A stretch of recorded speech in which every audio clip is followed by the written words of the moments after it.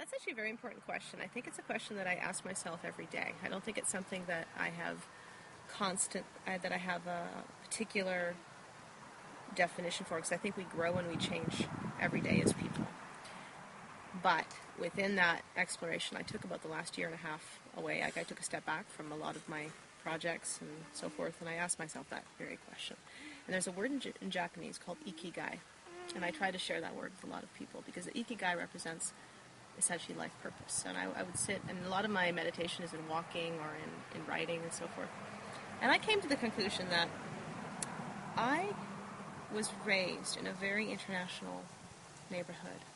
Every person around my block was from a different country. I was raised also exceptionally close to a funeral home, right across the street from a dance hall.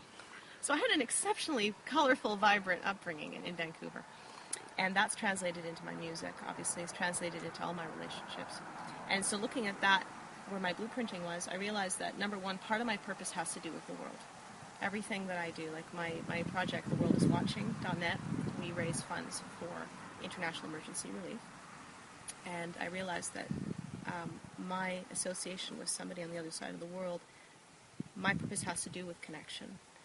And I came then to another word, which is bridge. So I enjoy being a bridge between people and between people's hearts and minds through my music as well, and having people be able to emote and express themselves through music. So, and the other part of my purpose is finding my voice and standing in my truth and figuring out what my truth is.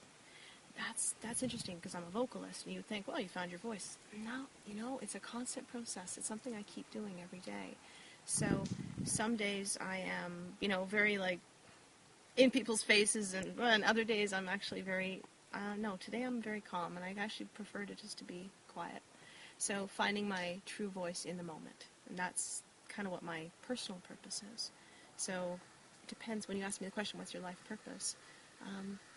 I would like to definitely leave this planet in a better form than when I came to it, if possible. And so everything I do leads to that legacy. We were talking about the concept of legacy before, and maybe that's one way of trying to manifest the answer for me. Yeah. Okay. If someone is looking for finding their life purpose, what would you recommend to them? What one thing would you recommend that person do? I would say play. Just play with life. Just play. What does play mean for you? What makes you go, yeah, this is life? I went paragliding about a week and a half ago. And that's an example of playing. And I'm not suggesting that everybody run off a perfectly good mountain with a thin piece of nylon above them, okay? But I am suggesting explore what play means for you.